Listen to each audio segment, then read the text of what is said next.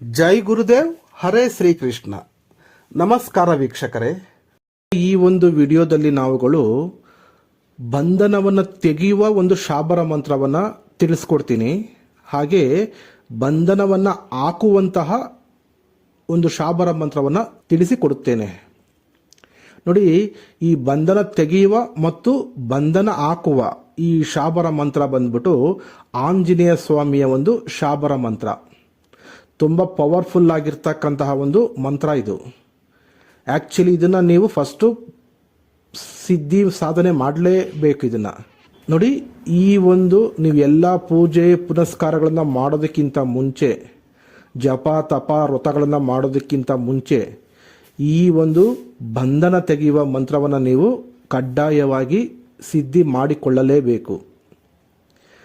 ಯಾಕೆಂದರೆ ನೋಡಿ, ಕೆಲವರಿಗೆ ಈ ಮಾಟ ಮಂತ್ರ, ವಾಮಾಚಾರ, ಇನ್ನು ಅನೇಕ ಕೆಲವೊಂದು ಶೂನ್ಯಗಳ ಪ್ರಯೋಗಗಳನ್ನು ಮಾಡಿ ಕೆಲವರಿಗೆ ಸಮಸ್ಯೆ ಆಗಿರ್ತದೆ.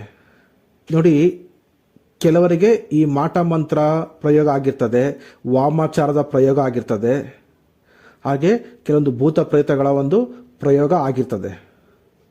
ಅಂತಹ ವ್ಯಕ್ತಿಗಳು ಎಷ್ಟೇ ಪೂಜೆ ಮಾಡಿದ್ರು, ಜಪ ಮಾಡಿದ್ರು, ತಪ ಮಾಡಿದ್ರು, ವ್ರತ ಮಾಡಿದ್ರು, ಧ್ಯಾನ ಮಾಡಿದ್ರು, ಅಥವಾ ಎಷ್ಟೇ ಪವರ್ಫುಲ್ ಆಗಿರ್ತಕ್ಕಂತಹ ದೇವಸ್ಥಾನಗಳಿಗೆ ಹೋಗಿ ಬಂದರೂ ಅವ್ರಿಗೆ ಒಳ್ಳೇದಾಗೋದಿಲ್ಲ.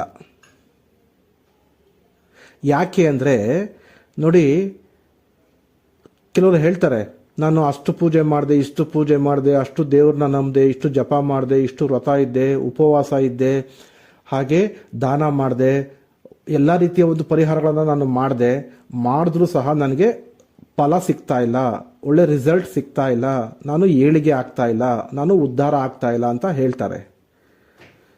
ನೋಡಿ, ನಾನು ನಿಮಗೆ ಒಂದು ಉದಾಹರಣೆ ಮುಖಾಂತರ ತಿಳಿಸ್ತೀನಿ. ಈಗ ಒಂದು ಪಾತ್ರೆ ಇರುತ್ತೆ ಅಂದ್ಕೊಳ್ಳಿ. ಆ ಪಾತ್ರೆಯಲ್ಲಿ ಹಳೆ ನೀರಿರುತ್ತೆ, ಕೆಟ್ಟೋಗಿರ್ತಕ್ಕಂತಹ ಒಂದು ಗಲೀಜಾಗಿರ್ತಕ್ಕಂಥ ಒಂದು ನೀರಿರುತ್ತೆ.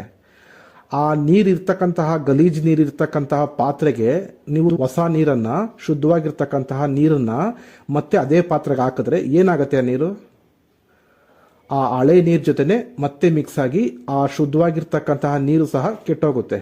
ಕರೆಕ್ಟ್ ಅಲ್ವಾ? ಅದೇ ಥರನೇ ನಿಮ್ಮಲ್ಲಿರ್ತಕ್ಕಂತಹ ದುಷ್ಟಶಕ್ತಿಗಳು, ಈ ಮಾಟ ಮಂತ್ರದ ಶಕ್ತಿಗಳು, ವಾಮಾಚಾರದ ಶಕ್ತಿಗಳು, ಕಣ್ಣು ದೃಷ್ಟಿ ಅಥವಾ ಭೂತ ಪ್ರೇತಗಳ ಒಂದು ದುಷ್ಟಶಕ್ತಿಗಳು ನಿಮ್ಮಲ್ಲಿ ಇದ್ದಾಗ ನೀವು ಎಷ್ಟೇ ಪೂಜೆ, ಜಪ, ತಪ, ವ್ರತ, ಸಾಧನೆ, ದಾನ, ಧರ್ಮ, ಧ್ಯಾನ ಏನೇ ಮಾಡಿದ್ರೂ ನಿಮಗೆ ಫಲ ಸಿಗೋದಿಲ್ಲ.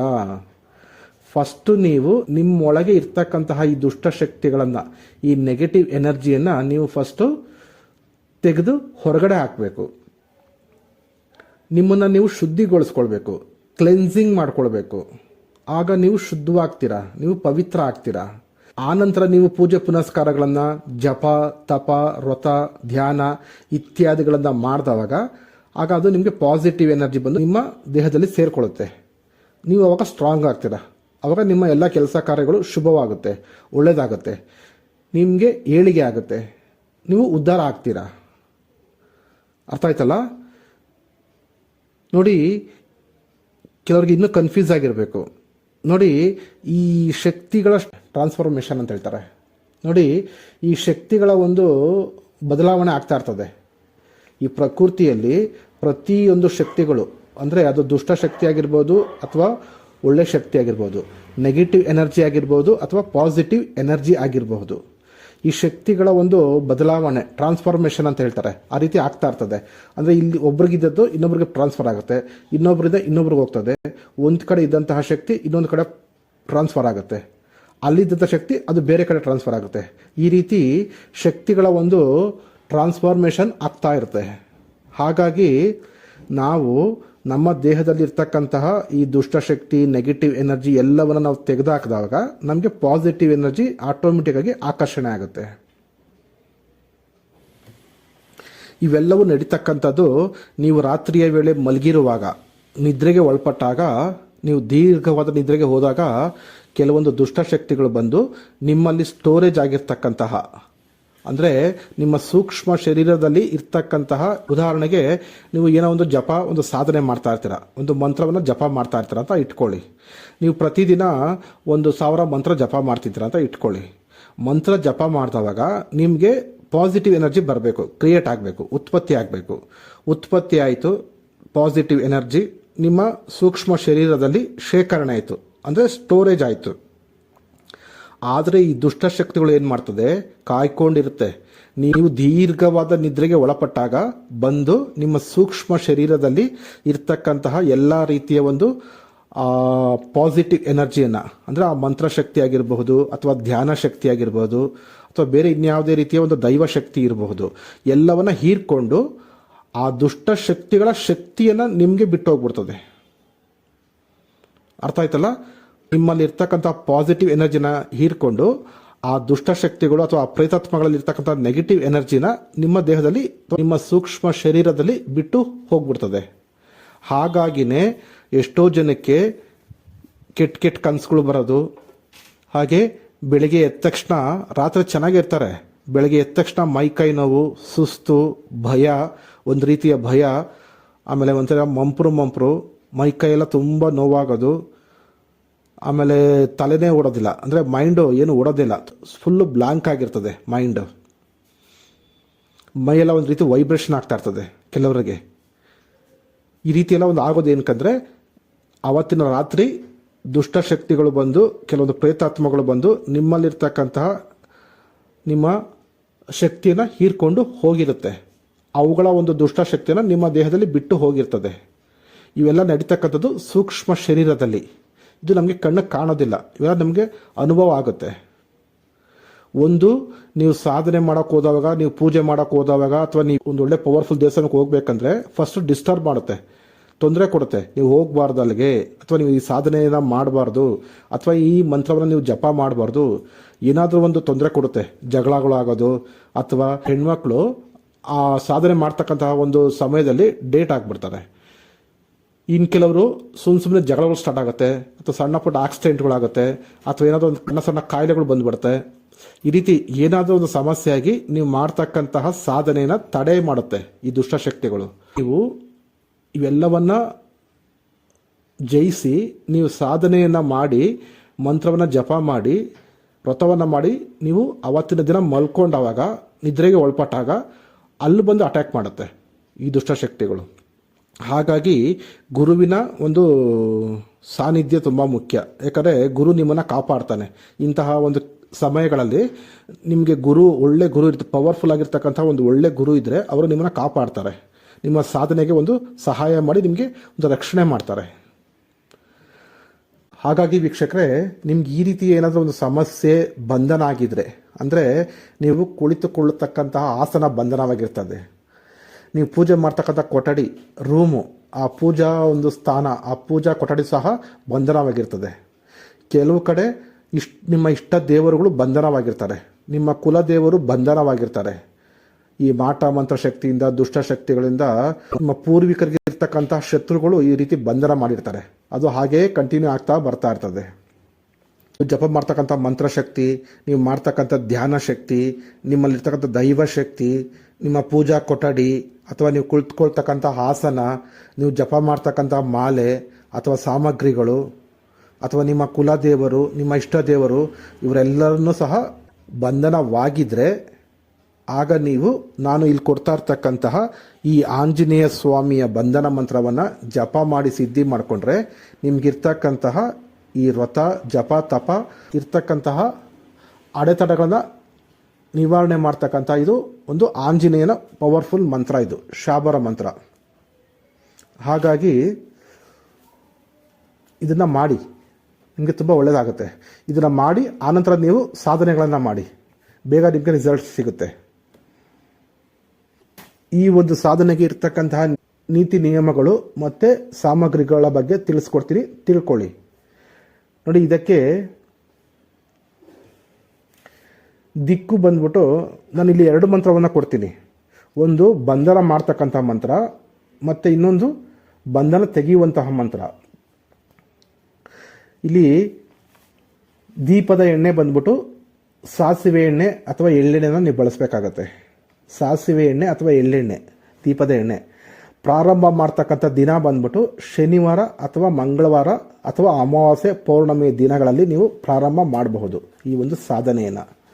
ಜಪ ಸಂಖ್ಯೆ ಪ್ರತಿದಿನ ನೀವು 3 ಮಾಲೆ ಕಡ್ಡಾಯವಾಗಿ ಜಪ ಮಾಡಲೇಬೇಕು. ಆಸನ, ಕೆಂಪು ಬಟ್ಟೆಯ ಒಂದು ವಸ್ತ್ರವನ್ನು ನೀವು ಧಾರಣೆ ಮಾಡಬೇಕಾಗತ್ತೆ. ಮಂಟಪದ ಮೇಲೆ ಕೆಂಪು ಬಟ್ಟೆಯನ್ನು ನೀವು ಹಾಕಬೇಕಾಗತ್ತೆ. ನೀವು ಕುಳಿತುಕೊಳ್ತಕ್ಕಂಥ ಆಸನದ ಮೇಲೂ ಸಹ ಕೆಂಪು ಬಟ್ಟೆಯನ್ನು ನೀವು ಹಾಕಬೇಕಾಗತ್ತೆ. ಹಾಗೆ ರುದ್ರಾಕ್ಷಿ ಮಾಲೆಯಲ್ಲಿ ನೀವು ಜಪ ಮಾಡಬೇಕಾಗತ್ತೆ. ನೋಡಿ, ಈ ರುದ್ರಾಕ್ಷಿ ಮಾಲೆ ಪ್ರಾಣ ಪ್ರತಿಷ್ಠಾಪನೆ ಪೂಜೆ ಆಗಿರಬೇಕು, ಆಗ ನೀವು ಅದನ್ನು ಬಳಸಬೇಕು. ಹಾಗೆಯೇ ಅಂಗಡಿಯಿಂದ ತಂದು ನೀವು ಬಳಸಿದ್ರೆ ಅದು ಪ್ರಯೋಜನಕ್ಕೆ ಬರೋದಿಲ್ಲ. ರುದ್ರಾಕ್ಷಿ ಮಾಲೆ ಶುದ್ಧಿಯಾಗಿರಬೇಕು, ಪ್ರಾಣ ಪ್ರತಿಷ್ಠಾಪನೆ ಪೂಜೆ ಆಗಿರಬೇಕು. ಈ ರೀತಿಯ ನಿಮಗೆ ಏನಾದರೂ ವಸ್ತುಗಳು ಬೇಕಾಗಿದ್ದರೆ, ಮಾಲೆಗಳು ಬೇಕಾಗಿದ್ದರೆ ನಮಗೆ ನೀವು ವಾಟ್ಸಾಪ್ ಮಾಡಿದ್ರೆ ನಾವು ಅದನ್ನು ಶುದ್ಧಿ ಮಾಡಿ ಪ್ರಾಣ ಪ್ರತಿಷ್ಠಾಪನೆ ಪೂಜೆ ಮಾಡಿ ಕಳಿಸ್ಕೊಡ್ತೀವಿ. ಹಾಗೆ ಇದಕ್ಕೆ ವ್ರತ ಎಷ್ಟು ದಿನ ಮಾಡಬೇಕಂದ್ರೆ 7 ದಿನ ಮಾಡಬೇಕಾಗತ್ತೆ. ಅಂದರೆ ಈ ಶನಿವಾರ ನೀವು ಪ್ರಾರಂಭ ಮಾಡಿದ್ರೆ ಮುಂದಿನ ಶನಿವಾರದವರೆಗೂ ನೀವು ಇದನ್ನು ಸಾಧನೆಯನ್ನು ನೀವು ಮಾಡಬೇಕಾಗತ್ತೆ. ನೋಡಿ, ಆಮೇಲೆ ಫೋಟೋ ಅಂದರೆ ಮಂಟಪದ ಮೇಲೆ ನಿಮ್ಮ ಗುರುಗಳ ಫೋಟೋ ಇಡ್ಬೋದು ಅಥವಾ ನಿಮ್ಮ ಇಷ್ಟ ದೇವರುಗಳ ಫೋಟೋ ಇಡ್ಬೋದು. ಹಾಗೆ ಆಂಜನೇಯ ಸ್ವಾಮಿಯ ಒಂದು ಫೋಟೋವನ್ನು ನೀವು ಇಡಬೇಕಾಗತ್ತೆ. ಅಥವಾ ಶ್ರೀರಾಮಚಂದ್ರನ ಫೋಟೋ ಇದ್ದರೂ ಪರವಾಗಿಲ್ಲ, ಇಡಬಹುದು, ಇಟ್ಟು ಪೂಜೆ ಮಾಡಬಹುದು. ಜೊತೆಗೆ ಕಳಸವನ್ನು ಇಡಿ. ಪ್ರತಿದಿನ ನೀವು ನೈವೇದ್ಯವನ್ನು ಇಡಬೇಕಾಗತ್ತೆ. ಕುಡಿಯೋದಕ್ಕೆ ನೀರನ್ನು ಇಡಬೇಕಾಗತ್ತೆ, ಒಂದು ಜಲಪಾತ್ರೆಯನ್ನು. ಹಾಗೆ ದಿಕ್ಕು ಬಂದ್ಬಿಟ್ಟು ಉತ್ತರ ದಿಕ್ಕು. ನೀವು ಮುಖ ಮಾಡಿ ಕುಳಿತುಕೊಳ್ತಕ್ಕಂತಹ ದಿಕ್ಕು ಬಂದ್ಬಿಟ್ಟು ಉತ್ತರ ದಿಕ್ಕು. ಉತ್ತರ ದಿಕ್ಕಿಗೆ ಮುಖ ಮಾಡಿ ನೀವು ಕುಳಿತುಕೊಂಡು ಜಪ ಮಾಡಬೇಕಾಗತ್ತೆ. ಹಾಗೆ ಇದನ್ನು ನೀವು ಸಂಧ್ಯಾ ಕಾಲದಲ್ಲಿ ಅಂದರೆ ಸಂಜೆ ಹೊತ್ತು ನೀವು ಇದನ್ನು ಜಪ ಮಾಡಬೇಕಾಗತ್ತೆ. ಈ ಒಂದು ಮಂತ್ರವನ್ನು ಸಮಯ ಬಂದ್ಬಿಟ್ಟು ಸೂರ್ಯ ಮುಳುಗಿದ ನಂತರ ನೀವು ಇದನ್ನು ಪ್ರಾರಂಭ ಮಾಡಬೇಕಾಗತ್ತೆ. ರಾತ್ರಿ 9 ಗಂಟೆ ನಂತರನೂ ಸಹ ಮಾಡ್ಬೋದು, ಅಥವಾ ಸೂರ್ಯ ಮುಳುಗಿದ ನಂತರನೂ ಸಹ ನೀವು ಈ ಒಂದು ಸಾಧನೆಯನ್ನು ಪ್ರಾರಂಭ ಮಾಡಬಹುದು. ನೋಡಿ, ಇಲ್ಲಿ ನಾನು ಕೊಡ್ತಾ ಇರ್ತಕ್ಕಂಥ ಮಂತ್ರ ಬಂದ್ಬಿಟ್ಟು ಬಂಧನ ತೆಗೆಯುವ ಮಂತ್ರ. ನಿಮಗೇನಾದರೂ ಬಂಧನ ಆಗಿದ್ದರೆ ಅದನ್ನು ತೆಗಿತಕ್ಕಂತಹ ಒಂದು ಮಂತ್ರ ಇದು. ಮೊದಲಿಗೆ ನೀವು ಸ್ನಾನಾದಿಗಳನ್ನು ಮುಗಿಸ್ಕೊಂಡು ಬಂದು ನಿಮ್ಮ ಪೂಜಾ ಕೊಠಡಿಯಲ್ಲಿ ಕುತ್ಕೊಂಡು ಪೂಜೆಯನ್ನು ನೀವು ಪ್ರಾರಂಭ ಮಾಡಿ. ನಿಮಗೆ ಯಾವ ರೀತಿ ಬರುತ್ತೋ, ನೀವು ಪ್ರತಿದಿನ ನಿಮ್ಮ ಮನೆಗಳಲ್ಲಿ ಯಾವ ರೀತಿ ಪೂಜೆ ಮಾಡ್ತೀರೋ ಅದೇ ರೀತಿ ನೀವು ಪೂಜೆಯನ್ನು ಮಾಡಿ. ಮಂಟಪದ ಮೇಲೆ ಇರ್ತಕ್ಕಂತಹ ಎಲ್ಲ ದೇವರುಗಳಿಗೂ ಸಹ ಫೋಟೋಗಳಿಗೂ ಸಹ ನೀವು ಪಂಚೋಪಚಾರ ಪೂಜೆ ಮಾಡಿ. ಪೂಜೆ ಮಾಡೋಕ್ಕಿಂತ ಮುಂಚೆ ನೀವು ಶುದ್ಧೀಕರಣ ಮಾಡ್ಕೊಳ್ಬೇಕು. ಅಂದರೆ ನೀವೇನೇ ವಸ್ತುಗಳನ್ನು ತಂದಿದ್ರೆ ಆ ವಸ್ತುಗಳು, ಸಾಮಗ್ರಿಗಳು, ಹೂವಾಗಿರ್ಬೋದು ಅಥವಾ ಹಣ್ಣು ಹಂಪಲು ಅಥವಾ ಪೂಜಾ ಸಾಮಗ್ರಿಗಳು ಏನೇ ಆಗಿದ್ರು ಅದು ಅಶುದ್ಧ ಆಗಿರ್ತದೆ. ಅಂದರೆ ಅವ್ರು ಮಾರ್ತಕ್ಕಂಥವ್ರು ಶುದ್ಧವಾಗಿರೋದಿಲ್ಲ, ಅವ್ರು ಅದೇ ಕೈನ ಮಡಿ ಇರೋದಿಲ್ಲ ಅವರು. ಹಾಗಾಗಿ ನೀವು ತಂದ ನಂತರ ನೀವು ಸ್ವಲ್ಪ ಗಂಗಾ ಜಲವನ್ನು ಕೈಯಲ್ಲಿ ಹಾಕ್ಕೊಂಡು, ಹಸ್ತದ ಮೇಲೆ ಹಾಕ್ಕೊಂಡು ಅದಕ್ಕೆ ಶುದ್ಧೀಕರಣ ಮಂತ್ರ ಬರುತ್ತೆ, ಆ ಮಂತ್ರವನ್ನು ಹೇಳಿ. ಗೊತ್ತಿಲ್ಲ ಅಂದರೆ ಈ ರೀತಿ ಹೇಳಿ ಸಿಂಪಲ್ ಆಗಿ, ಈ ಅಪವಿತ್ರ ಆಗಿರ್ತಕ್ಕಂಥ ವಸ್ತುಗಳೆಲ್ಲ ಪವಿತ್ರವಾಗಲಿ ಪರಮಾತ್ಮ ಅಂತ ಬೇಡಿಕೊಂಡು ನೀರನ್ನು ಚಿಮ್ಕಿಸ್ಬಿಟ್ಟು ಶುದ್ಧಿ ಮಾಡ್ಕೊಳ್ಳಿ. ಶುದ್ಧಿ ಮಾಡಿಕೊಂಡು ಆನಂತರ ನೀವು ಪೂಜೆ ಮಾಡಿ. ಪೂಜೆ ಎಲ್ಲ ಮುಗಿದ ನಂತರ ನೀವು ಆಸನದ ಮೇಲೆ ಆಸನಕ್ಕೆ ನಮಸ್ಕಾರ ಮಾಡಿ ಕುತ್ಕೊಂಡು ಈಗ ಜಪ ಮಾಡಬೇಕಾಗತ್ತೆ. ಮಾಲೆ ತಗೊಂಡು ಗಣಪತಿಯ ಮಂತ್ರವನ್ನು ಜಪ ಮಾಡಿ. ಓಂ ಗಂ ಗಣಪತಯೇ ನಮಃ, ಓಂ ಗಂ ಗಣಪತಯೇ ನಮಃ, ಓಂ ಗಂ ಗಣಪತಯೇ ನಮಃ. ಈ ಗಣಪತಿ ಮಂತ್ರವನ್ನು 21 ಸಾರಿ ಆದರೂ ಹೇಳಿ ಅಥವಾ 108 ಸಾರಿ ಆದರೂ ಹೇಳಿ. ಮಿನಿಮಮ್ ಪ್ರತಿಯೊಂದು ಮಂತ್ರ ಶಾಬರ ಮಂತ್ರ 21 ಸಾರಿ ಆದರೂ ಹೇಳಲೇಬೇಕು. ನಂತರ ನವಗ್ರಹ ಮಂತ್ರವನ್ನು ಹೇಳಿ. ಓಂ ಬ್ರಹ್ಮ ಮುರಾರಿ ತ್ರಿಪುರಾಂತಕಾರಿ ಭಾನು ಶಶಿ ಭೂಮಿ ಸುತೋ ಬುಧಶ್ಚ ಗುರುಶ್ಚ ಶುಕ್ರ ಶನಿ ರಾಹು ಕೇತವ ಸರ್ವೇ ಗ್ರಹಂ ಶಾಂತಿ ಕರಾಭವಂತು. ಈ ನವಗ್ರಹ ಮಂತ್ರವನ್ನು 9 ಸಾರಿ ಮಿನಿಮಮ್ ಹೇಳಿ. ಅದಕ್ಕಿಂತ ಜಾಸ್ತಿ ಬೇಕಾದ್ರೂ ನೀವು ಹೇಳಿಕೊಳ್ಳಬಹುದು. ಈಗ ಗುರು ಮಂತ್ರ ನೋಡಿ, ನಿಮ್ಗೆ ಯಾರಾದರೂ ಗುರುಗಳಿದ್ದರೆ ಗುರುಗಳು ಕೊಟ್ಟಿರ್ತಕ್ಕಂತಹ ಗುರು ಮಂತ್ರವನ್ನು ಜಪ ಮಾಡಿ 108 ಸಾರಿ. ಒಂದು ವೇಳೆ ನಿಮ್ಗೆ ಯಾರು ಗುರುಗಳು ಇಲ್ಲ ಅಂತಂದರೆ ನೀವು ಈ ಒಂದು ಸಾಧನೆಗೆ ಶಿವನನ್ನು, ಪರಮೇಶ್ವರನನ್ನು ಗುರುವಾಗಿ ಸ್ವೀಕರಿಸಿ ಈ ಒಂದು ಸಾಧನೆಯನ್ನು ನೀವು ಮಾಡಬಹುದು. ಶಿವನ ಗುರುಮಂತ್ರ ಈ ರೀತಿ ಇದೆ. ಓಂ ನಮ ಶಿವಾಯ, ಓಂ ನಮ ಶಿವಾಯ, ಓಂ ನಮ ಶಿವಾಯ. ಈ ಶಿವನ ಗುರುಮಂತ್ರವನ್ನು ನೀವು 108 ಸಾರಿ ಜಪ ಮಾಡಿ. ಅಥವಾ ಶ್ರೀಕೃಷ್ಣ ಪರಮಾತ್ಮನನ್ನು ಸಹ ಈ ಒಂದು ಸಾಧನೆಗೆ ನೀವು ಗುರುವಾಗಿ ಸ್ವೀಕರಿಸಬಹುದು. ಶ್ರೀ ಕೃಷ್ಣನ ಗುರುಮಂತ್ರ ಈ ರೀತಿ ಇದೆ: ಕ್ಲೀಂ ಕೃಷ್ಣಾಯ ನಮಃ, ಕ್ಲೀಂ ಕೃಷ್ಣಾಯ ನಮಃ, ಕ್ಲೀಂ ಕೃಷ್ಣಾಯ ನಮಃ. ಈ ಕೃಷ್ಣನ ಗುರುಮಂತ್ರವನ್ನು 108 ಸಾರಿ ಜಪ ಮಾಡಿ. ಈಗ ಗುರು ಜಪ ಆಯಿತು, ಗುರುವಿನ ಮಂತ್ರದ ಜಪ ಆಯಿತು. ಈಗ ಸಂಕಲ್ಪ ಮಾಡ್ಕೊಳ್ಬೇಕು. ಸಂಕಲ್ಪ ಏನಪ್ಪ ಅಂದರೆ, ನಿಮ್ಮ ಬಲಗೈ ಹಸ್ತದ ಮೇಲೆ ಸ್ವಲ್ಪ ನೀರನ್ನು ಹಾಕ್ಕೊಳ್ಳಿ, ಶುದ್ಧವಾಗಿರ್ತಂಥ ಸ್ವಲ್ಪ ನೀರನ್ನು ಹಾಕ್ಕೊಳ್ಳಿ. ಒಂದು 2-3 ಸ್ಪೂನ್ ಹಾಕ್ಕೊಂಡು, ಹೂವಿನ ದಳಗಳಿದ್ರೆ ಹಾಕ್ಕೊಳ್ಳಿ, ಅಥವಾ ಅಕ್ಷತೆ ಇದ್ದರೆ ಸ್ವಲ್ಪ ಹಾಕ್ಕೊಂಡು ಈಗ ಕಣ್ಣು ಮುಚ್ಕೊಂಡು ಸಂಕಲ್ಪ ಮಾಡಿ. ಇದು ತುಂಬ ವೆರಿ ಇಂಪಾರ್ಟೆಂಟು. ಏನಂದರೆ, ಅವತ್ತಿನ ದಿನ ರಾಶಿ ನಕ್ಷತ್ರ ಏನಿದೆ ಅದ್ರ ಬಗ್ಗೆ ಹೇಳಿಬಿಟ್ಟು ಅವತ್ತಿನ ದಿನ ವಾರ ನಕ್ಷತ್ರ ತಿಥಿ ಎಲ್ಲ ಹೇಳಿಬಿಟ್ಟು, ಗೊತ್ತಿದ್ರೆ ಹೇಳಿ, ಗೊತ್ತಿಲ್ಲ ಅಂದರೆ ಬರೀ ವಾರ ಗೊತ್ತಿದ್ರೆ ಅಷ್ಟು ಮಾತ್ರ ಹೇಳಿ, ಪರವಾಗಿಲ್ಲ.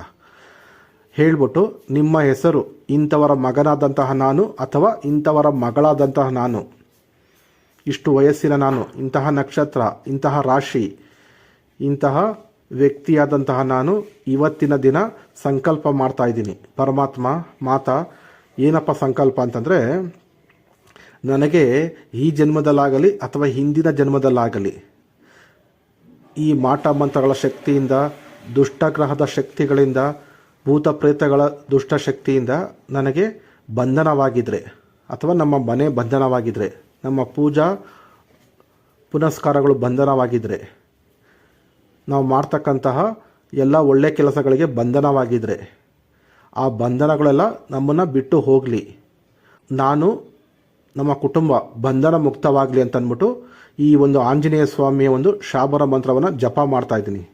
ಈ ಒಂದು ಸಾಧನೆಯಲ್ಲಿ ನನಗೆ ಫಲ ಸಿಗಲಿ, ಯಶಸ್ಸು ಸಿಗಲಿ, ಗುರುದೇವ ಆಶೀರ್ವಾದ ಮಾಡಿ, ಹಾಗೆ ಆಜ್ಞೆಯನ್ನು ಕೊಡಿ ಅಂತ ಬೇಡ್ಕೊಡಿ.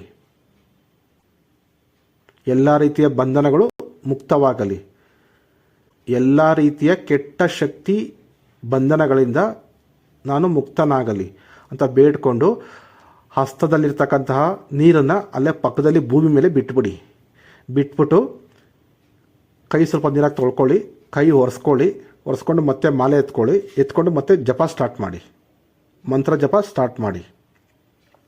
ಈಗ ಇಲ್ಲಿ ರಕ್ಷಾ ಮಂತ್ರ ಬೇಕಾಗಿರೋದಿಲ್ಲ, ಯಾಕಂದರೆ ಇಲ್ಲಿ ರಕ್ಷಾ ಮಂತ್ರ ಮಾಡಿದ್ರೆ ನಿಮ್ಮ ಸುತ್ತಲೂ ಒಂದು ರಕ್ಷಾ ಕವಚ ನಿರ್ಮಾಣ ಆಗಿಬಿಡುತ್ತೆ. ಅವೆಲ್ಲ ಆಗೇನಾಗುತ್ತೆ, ನಿಮ್ಮಲ್ಲಿರ್ತಕ್ಕಂಥ ಬಂಧನ ಆಚೆ ಹೋಗೋದಕ್ಕೆ ಆ ರಕ್ಷಾ ಮಂತ್ರ ತಡೆ ಹಿಡಿಯುತ್ತೆ. ಹಾಗಾಗಿ ಈ ಸಾಧನೆಯಲ್ಲಿ ನಿಮಗೆ ರಕ್ಷಾ ಮಂತ್ರ ಬೇಕಾಗಿಲ್ಲ. ರಕ್ಷಾ ಮಂತ್ರವನ್ನು ನೀವು ಇಲ್ಲಿ ಜಪ ಮಾಡ್ತಕ್ಕಂಥ ಅವಶ್ಯಕತೆ ಇಲ್ಲ.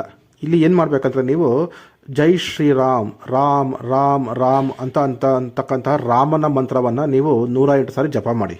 ಅದೇ ನಿಮಗೆ ರಕ್ಷಾ ಮಂತ್ರ. ಬೇರೆ ರಕ್ಷಾ ಮಂತ್ರಗಳು ಇಲ್ಲಿ ಅವಶ್ಯಕತೆ ಇರೋದಿಲ್ಲ. ರಾಮನ ಮಂತ್ರ ಮುಗಿದ ನಂತರ ನೀವು ಸರ್ವಾರ್ಥ ಸಿದ್ಧ ಶಾಬರ ಮಂತ್ರವನ್ನು ಜಪ ಮಾಡಬೇಕಾಗತ್ತೆ. ಗುರುಸಟ್ ಗುರುಸಟ್ ಗುರು ಹೈ ವೀರ್, ಗುರು ಸಾಹಬ್ ಸುಮರೋ ಬಡಿ ಬಾತ್, ಸಿಂಗಿ ಟೋರೋ ಒನ್ ಕಹೋ, ಮನ್ ನಾವೋ ಕರ್ತಾರ್, ಸಕಲ್ ಗುರುನ್ ಕಾ ಹರ್ಬಜೆ, ಗಟ್ಟಾ ಪಕರ್ ಉಟ್ ಜಾಗ್, ಚೇತ್ ಸಂಭಾರ್ ಶ್ರೀ ಪರಮಹಂಸ್. ಈ ಸರ್ವಾರ್ಥ ಸಿದ್ಧ ಶಾಬರ ಮಂತ್ರವನ್ನು ನೀವು 21 ಸಾರಿ ಜಪ ಮಾಡಿ. ಈ ಮೂಲ ಮಂತ್ರ ಈ ರೀತಿ ಇದೆ: ಆಸನ್ ಕೋಲು, ಬಾಸನ್ ಕೋಲು, ಕೋಲು ಅಪ್ನಿ ಕಾಯ, ತೆರೆ ಗುರು ಕಾ ದಾನಾ ಕೋಲು, ಚಾರಿ ಯೋಗ್ನೆ ಪಾಯ, ಹನುಮಂತು ಧೋರ್ ದುಹಾಯಿ. ನೋಡಿ, ಮೂಲ ಮಂತ್ರ ಮತ್ತೊಮ್ಮೆ ಹೇಳ್ತೀನಿ ಕೇಳಿ: ಆಸನ್ ಕೋಲು, ಬಾಸನ್ ಕೋಲು, ಕೋಲು ಅಪ್ನಿ ಕಾಯ, ತೆರೆ ಗುರು ಕಾ ದಾನಾ ಕೋಲು, ಚಾರಿ ಯೋಗ್ ಸೆ ಪಾಯ, ಹನುಮಂತು ತೋರ್ ದುಹಾಯಿ. ನೋಡಿ, ಇಲ್ಲಿ ಹೇಳ್ಬಿಟ್ಟಿದ್ದಾರೆ. ಆ್ಯಕ್ಚುಲಿ ಈ ಮಂತ್ರದಲ್ಲೇ ಬಂದಿದೆ, ಆಸನವನ್ನು ನಾವು ಕುಳಿತುಕೊಂಡು ಜಪ ಮಾಡ್ತಕ್ಕಂಥ ಆಸನದ ಬಂಧನವನ್ನು ತೆಗೆದಾಕು. ಬಾಸನ್ ಅಂದರೆ ನಾವು ಜಪ ಮಾಡ್ತಕ್ಕಂಥ ಮಂತ್ರಕ್ಕಿರ್ತಕ್ಕಂಥ ಬಂಧನವನ್ನು ತೆಗೆದಾಕು. ಕೋಲು ಅಪ್ನಿ ಕಾಯ ಅಂದರೆ ನಮ್ಮ ದೇಹದಲ್ಲಿ ಏನಾದರೂ ಇದ್ದರೆ ಬಂಧನಗಳು, ಅದನ್ನು ತೆಗೆದಾಕು. ತೆರೆ ಗುರು ಕಾ ದಾನ ಕೋಲು ಅಂದರೆ ನಮ್ಮ ಗುರು ಕೊಟ್ಟಿರ್ತಕ್ಕಂಥ ದಾನ. ಗುರು ಏನು ಕೊಡ್ತಾರೆ? ಒಂದು ವಿದ್ಯೆ ಕೊಟ್ಟಿರ್ತಾರೆ. ಆ ವಿದ್ಯೆಗೆ ಏನಾದರೂ ಬಂಧನ ಆಗಿದ್ರೆ ಅದನ್ನು ತೆಗೆದಾಕು. ಚಾರಿ ಯೋಗ್ ಸೆ ಪಾಯ ಅಂದರೆ ನಾನು ಒಳ್ಳೆ ಯೋಗದಲ್ಲಿ ಇರ್ತಕ್ಕಂಥ ರೀತಿ ಮಾಡಿಕೊಡು ಆಂಜನೇಯ ಸ್ವಾಮಿ ಅಂತ ಕೇಳಿಕೊಂಡು, ಆಂಜನೇಯ ಸ್ವಾಮಿಯ ಮೇಲೆ ಆಣೆ ಮಾಡ್ತಕ್ಕಂಥ ಒಂದು ಮಂತ್ರ ಇದು. ಈ ರೀತಿ ನೀವು ಪ್ರತಿದಿನ 3 ಮಾಲೆ ಡೈಲಿ ನೀವು ಜಪ ಮಾಡಬೇಕಾಗತ್ತೆ. ಈ ಮೂಲ ಮಂತ್ರ ಜಪ ಎಲ್ಲ ಮುಗಿದ ಮೇಲೆ ಈಗ ಕರ್ಪೂರದಿಂದ ಆರತಿ ಮಾಡಿ. ಮಂಟಪದ ಮೇಲೆ ಇರ್ತಕ್ಕಂಥ ಎಲ್ಲ ದೇವರುಗಳಿಗೂ ಆರತಿ ಮಾಡಿ. ಆರತಿ ಆದ ನಂತರ ಈಗ ಅರ್ಪಣೆ ಮಾಡಬೇಕು. ಅರ್ಪಣೆ ಅಂದರೆ ನೀವು ಏನೇನು ಮಾಡಿದ್ದೀರಾ ಏನೇನು ಕೊಟ್ಟಿದ್ದೀರಾ ದೇವರಿಗೆ, ಏನೇನು ಇಟ್ಟಿದ್ದೀರಾ ಅವೆಲ್ಲವನ್ನು ಸ್ವೀಕರಿಸುವಂತ ಅರ್ಪಿಸಬೇಕು. ಪರಮಾತ್ಮ, ಮಾತಾ, ಗುರುದೇವ, ನಾನು ಮಾಡಿರ್ತಕ್ಕಂಥ ಇವತ್ತಿನ ಈ ಒಂದು ಪೂಜೆಯನ್ನು ಸ್ವೀಕರಿಸಿ, ಧೂಪ ದೀಪವನ್ನು ಸ್ವೀಕರಿಸಿ, ಪುಷ್ಪವನ್ನು ಸ್ವೀಕರಿಸಿ, ಅರಿಶಿಣ ಕುಂಕುಮವನ್ನು ಸ್ವೀಕರಿಸಿ, ನೈವೇದ್ಯವನ್ನು ಸ್ವೀಕರಿಸಿ, ಪಾನೀಯವನ್ನು ಸ್ವೀಕರಿಸಿ, ನಾನು ಜಪ ಮಾಡಿರ್ತಕ್ಕಂತಹ ಮಂತ್ರವನ್ನು ಸ್ವೀಕರಿಸಿ ನನಗೆ ಸಿದ್ಧಿ ಮಾಡಿಕೊಡಿ. ಈ ರೀತಿ ನೀವು ಏನೇನು ಮಾಡಿದ್ದೀರಾ, ಏನೇನು ಇಟ್ಟಿದ್ದೀರಾ ಅವೆಲ್ಲವನ್ನು ಅರ್ಪಣೆ ಮಾಡಿ, ಹೇಳಿ ದೇವರಿಗೆ, ಅರ್ಪಿಸಿ. ಅರ್ಪಣೆ ಪೂಜೆ ಆದ ನಂತರ ನೀವು ಕ್ಷಮಾ ಪ್ರಾರ್ಥನೆ ಮಾಡಬೇಕಾಗತ್ತೆ. ಅಂದರೆ ನಾವು ಏನೇ ಮಾಡಬೇಕಾದ್ರೆ ಕೆಲವೊಂದು ಒಪ್ಪು ತಪ್ಪುಗಳಾಗತ್ತೆ. ಪರಮಾತ್ಮ, ಗುರುದೇವ, ನಾನು ಮಾಡಿರ್ತಕ್ಕಂಥ ಇವತ್ತಿನ ಈ ಒಂದು ಸಾಧನೆಯಲ್ಲಿ ಏನಾದರೂ ಒಪ್ಪು ತಪ್ಪುಗಳಾಗಿದ್ದರೆ, ಏನಾದರೂ ಅಂಟು ಮುಂಟುಗಳಾಗಿದ್ದರೆ ದಯಮಾಡಿ ನನ್ನನ್ನು ಕ್ಷಮಿಸು ಅಂತ ಬೇಡ್ಕೊಳ್ಳಿ. ಸಾಧನೆ ಮಾಡ್ತಕ್ಕಂಥ ಸಮಯದಲ್ಲಿ ನೀವು ಕೆಲವೊಂದು ನೀತಿ ನಿಯಮಗಳನ್ನು ಫಾಲೋ ಮಾಡಬೇಕಾಗತ್ತೆ. ಏನಪ್ಪ ನೀತಿ ನಿಯಮಗಳು ಅಂತಂದರೆ, ಸಾತ್ವಿಕ ಆಹಾರವನ್ನು ಸೇವನೆ ಮಾಡಬೇಕು, ಮಾಂಸಾಹಾರವನ್ನು ಸೇವನೆ ಮಾಡೋ ಹಾಗಿಲ್ಲ ಸಾಧನೆ ಮಾಡ್ತಕ್ಕಂಥ ಸಮಯದಲ್ಲಿ. Non veg no, drinks no, smoking no, ಅಂದರೆ ಸಿಗರೇಟು, ಧೂಮಪಾನ ಯಾವನ್ನ ನೀವು ಸೇವನೆ ಮಾಡೋ ಹಾಗಿಲ್ಲ. ಹಾಗೆ ಬ್ರಹ್ಮಚರ್ಯವನ್ನು ನೀವು ಪಾಲನೆ ಮಾಡಬೇಕಾಗತ್ತೆ. ಹಾಗೆ ನೀವು ಸಾಧನೆ ಎಲ್ಲ ಮುಗಿದು ನೆಕ್ಸ್ಟ್ ಫ್ರೀ ಇದ್ದಾವಾಗೆಲ್ಲ ನೀವು ರಾಮ ರಾಮ ರಾಮ ಅಂತಹ ಒಂದು ನಾಮ ಜಪವನ್ನು ನೀವು ಮಾಡಬೇಕಾಗತ್ತೆ. ಯಾಕೆಂದರೆ ಆಂಜನೇಯನಿಗೆ ತುಂಬ ಇಷ್ಟವಾಗಿರ್ತಕ್ಕಂಥವರು ರಾಮ, ಶ್ರೀರಾಮ. ಆ ಶ್ರೀರಾಮನ ಒಂದು ನಾಮವನ್ನು ನೀವು ಜಪ ಮಾಡಿದ್ರೆ ಆಂಜನೇಯನಿಗೆ ನಿಮ್ಮ ಮೇಲೆ ತುಂಬ ಇಷ್ಟ ಆಗಿ ನಿಮ್ಮ ಒಂದು ಕೋರಿಕೆಯನ್ನು ಆದಷ್ಟು ಬೇಗನೆ ಈಡೇರಿಸಿ ಕೊಡ್ತಾರೆ. ನೋಡಿ, ಈಗ ಪ್ರಯೋಗ ಮಾಡ್ತಕ್ಕಂಥ ಒಂದು ಕ್ರಮವನ್ನು ಹೇಳ್ತೀನಿ, ತಿಳ್ಕೊಳ್ಳಿ. ಕೆಂಪು ಬಣ್ಣದ ಬಟ್ಟೆ, ಆ ಬಟ್ಟೆಯಲ್ಲಿ ಸ್ವಲ್ಪ ಎಲೆ ಸ್ವಲ್ಪ ಅಡಿಕೆನ ಹಾಕ್ಕೊಳ್ಳಿ. ಆಮೇಲೆ ಒಂದು 7 ಕೆಂಪು ಹೂವನ್ನು ಹಾಕ್ಕೊಳ್ಳಿ. ಸ್ವಲ್ಪ ಅಕ್ಷತೆಯನ್ನು ಹಾಕ್ಕೊಂಡು ಒಂದು ಹಳದಿ ಬಣ್ಣದ ಒಂದು ನಿಂಬೆ ಹಣ್ಣನ್ನು ತಗೊಂಡು ಒಂದು 7 ಲವಂಗ ತಗೊಂಡು ಆ ನಿಂಬೆಹಣ್ಣಿಗೆ ಸುತ್ತಲೂ ನಿಂಬೆ ಹಣ್ಣಿಗೆ 7 ಲವಂಗವನ್ನು ಚುಚ್ಚಿಬಿಟ್ಟು ಎಲ್ಲವನ್ನ ಆ ಬಟ್ಟೆಯಲ್ಲಿ ಹಾಕಿ ಅದನ್ನು ಕ್ರಾಸಾಗಿ ಗಂಟು ಕಟ್ಟಿ ಆ ಕೆಂಪು ಬಟ್ಟೆನಲ್ಲಿ ನಿಂಬೆಹಣ್ಣು, ಲವಂಗ ಚುಚ್ಚಿರ್ತಕ್ಕಂತಹ ನಿಂಬೆಹಣ್ಣು, 7 ಕೆಂಪು ಹೂವು, ಸ್ವಲ್ಪ ಅಕ್ಷತೆ, ಎಲೆ ಅಡಿಕೆ, ₹1 ಕಾಯಿನಿದ್ರೂ ಹಾಕ್ಬೋದು, ತೊಂದರೆ ಇಲ್ಲ. ₹1 ಕಾಯಿನಿದ್ರೂ ಅದನ್ನು ಹಾಕಿ ಪರವಾಗಿಲ್ಲ. ಹಣಕ್ಕೆ ಸಂಬಂಧಪಟ್ಟಂತಹ ಏನಾದರೂ ಬಂಧನಗಳಿದ್ರೆ ಅದು ಸಹ ಬಿಟ್ಟು ಹೋಗ್ಬಿಡುತ್ತೆ. ಹಾಕಿ ಗಂಟು ಕಟ್ಟಿ ಈ ನಾನು ಹೇಳಿರ್ತಕ್ಕಂಥ ಈ ಮೇಲಿನ ಮಂತ್ರವನ್ನು ನೀವು 21 ಸಾರಿ ಹೇಳಬೇಕಾಗತ್ತೆ. ಮಂತ್ರ ಹೇಳಿಬಿಟ್ಟು ಮೇಲಿಂದ ಕೆಳಗಡೆಗೆ 7 ಸಾರಿ ನಿವಾಳಿಸಿ. ಹಾಗೆ ಬಲಗಡೆಯಿಂದ ಎಡಗಡೆಗೆ 7 ಸಾರಿ ನಿವಾಳಿಸ್ಬಿಟ್ಟು ಈ ಮಂತ್ರವನ್ನು ಹೇಳಿ ಆ ಗಂಟನ್ನು ತಗೊಂಡೋಗಿ ನೀವು ಸ್ಮಶಾನದಲ್ಲಿ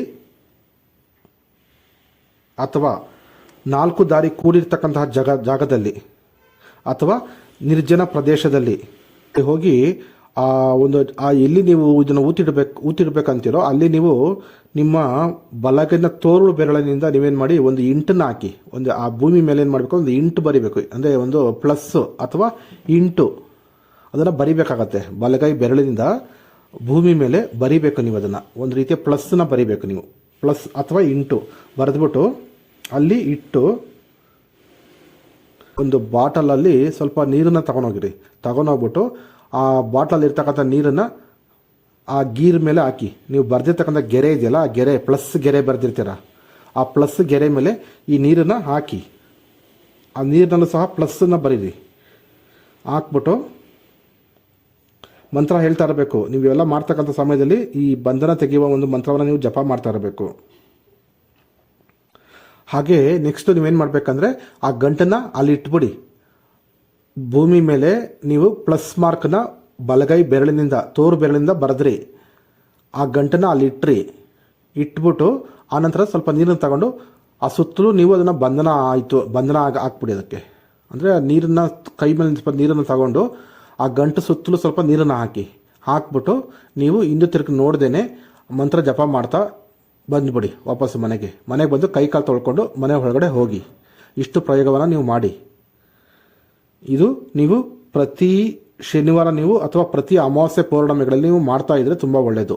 ಇಷ್ಟೇ ದಿನ ಮಾಡಬೇಕು ಅಷ್ಟೇ ದಿನ ಮಾಡಬೇಕು ಅಂತ ಏನಿಲ್ಲ. ನಿಮ್ಮ ಸಮಸ್ಯೆ ನಿಮ್ಮ ಬಂಧನ ಮುಕ್ತ ಆಗಬೇಕು. ನಿಮ್ಗಿರ್ತಕ್ಕಂಥ ದುಷ್ಟಶಕ್ತಿಗಳ ಬಂಧನ, ಮಾಟ ಮಂತ್ರದ ಬಂಧನ, ವಾಮಾಚಾರ ಶಕ್ತಿಯ ಬಂಧನಗಳೆಲ್ಲ, ಭೂತ ಪ್ರೇತಗಳ ಬಂಧನಗಳೆಲ್ಲ ಹೋಗಬೇಕು ಅಂತ ಇದ್ದರೆ ನೀವು ಇದನ್ನು ಪ್ರತಿ ಶನಿವಾರ ತಪ್ಪದೆ ಅಮಾವಾಸ್ಯೆ ಪೌರ್ಣಮಿಗಳಲ್ಲಿ ನೀವು ಮಾಡ್ತಾ ಹೋಗ್ತಾ ಇರಿ. ತುಂಬ ಪವರ್ಫುಲ್ ಆಗಿರ್ತಕ್ಕಂತಹ ಒಂದು ಮಂತ್ರ ಇದು. ನಿಮ್ಮ ಸಮಸ್ಯೆನ ನೀವೇ ಸಾಲ್ವ್ ಮಾಡ್ಕೊಳ್ಬಹುದು. ಹಾಗಾಗಿ ಇದನ್ನು ನಂಬಿಕೆ ಇಟ್ಟು ಮಾಡಿ. ಇಷ್ಟು ಪ್ರಯೋಗ. ನಾನು ಮುಂದಿನ ವಿಡಿಯೋದಲ್ಲಿ ನಿಮಗೆ ಬಂಧನ ಹಾಕಿಕೊಳ್ಳುವ ಒಂದು ಮಂತ್ರವನ್ನು ನಾನು ನಿಮಗೆ ತಿಳಿಸ್ಕೊಡ್ತೀನಿ. ಯಾಕೆಂದರೆ ಇದು ತುಂಬ ವಿಡಿಯೋ ಲಾಂಗ್ ಆಗಿಬಿಡುತ್ತೆ. ಹಾಗಾಗಿ ಇಲ್ಲಿ ಬಂಧನ ತೆಗೆಯುವ ಮಂತ್ರವನ್ನು ಮಾತ್ರ ನಾನು ನಿಮ್ಗೆ ಹೇಳಿದ್ದೀನಿ. ಹಾಗೆ ಬಂಧನ ಮಾಡ್ತಕ್ಕಂತಹ ಮಂತ್ರವನ್ನು ಮುಂದಿನ ವಿಡಿಯೋದಲ್ಲಿ ನಾನು ನಿಮಗೆ ಹೇಳ್ತೀನಿ. ಸರಿ ವೀಕ್ಷಕರೇ, ಇಷ್ಟು ಹೇಳ್ತಾ ಇವತ್ತಿನ ಈ ಒಂದು ವಿಡಿಯೋವನ್ನು ಇಲ್ಲಿಗೆ ಮುಗಿಸ್ತಾ ಇದ್ದೀನಿ. ಧನ್ಯವಾದಗಳು.